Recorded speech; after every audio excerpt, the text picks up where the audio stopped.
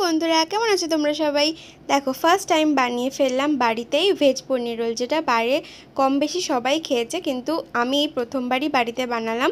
পুরোপুরি যেটা ভেজ ছিল। তো ফার্স্টে ময়দা মেখে নিয়েছিলাম। ময়দার মধ্যে একটু সামান্য চিনি আর একটু নুন দিয়ে হালকা উষ্ণ গরম জলে ময়দাটা মেখে নিয়েছিলাম। তারপর দেখো পনিরগুলো ছোট ছোট করে কিউব করে কেটে নিয়ে কড়াইয়ের মধ্যে তেল দিয়ে, সাদা তেল ব্যবহার করেছি, তেল দিয়ে একটুখানি লঙ্কার গুঁড়ো আর গোলমরিচ গুঁড়ো দিয়ে ভালো করে ভেজে নেবো। সাথে একটু নুনও দিয়েছিলাম টেস্টের জন্য।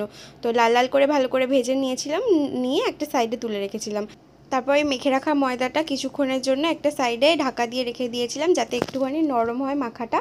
তারপর রুটির মতো বেলে নিয়ে সেটাকে চাটুর মধ্যে দেখো ভালো করে এপিট ওপিট করে উল্টে সাদা তেল দিয়ে ভেজে নিয়ে, বেশ লাল লাল করে ভেজে নিয়ে তুলে নিয়েছি। তারপর ওই পনিরগুলোকে যেমন রোলের মধ্যে সাজায় বাইরে, ওরকম রোলের মধ্যে সাজিয়ে নিয়ে ওর মধ্যে দিয়ে দিয়েছিলাম শসা কুচি, দিয়ে দিয়েছিলাম একটুখানি কাঁচা লঙ্কা কুচি আর একটুখানি লেবুর রস। আর যেহেতু গোলমরিচের গুঁড়ো আগে থেকেই দিয়ে রেখেছিলাম, তাই জন্য আর দিইনি এক্সট্রা করে। তার একটু নুন ছড়িয়ে দিয়েছিলাম। আর দেখো এটা হচ্ছে কিষানের নো অনিয়ন আর নো গার্লিকের একটা টমেটো সস, যেটা আমরা বাড়িতে ইউজ করি নিরামিষের দিনে। তো সেটাও দিয়ে দিয়েছিলাম, তার সাথে চিলি সসও ওরকমই দিয়ে দিয়েছিলাম। রেডি হয়ে গেল আমাদের রোল।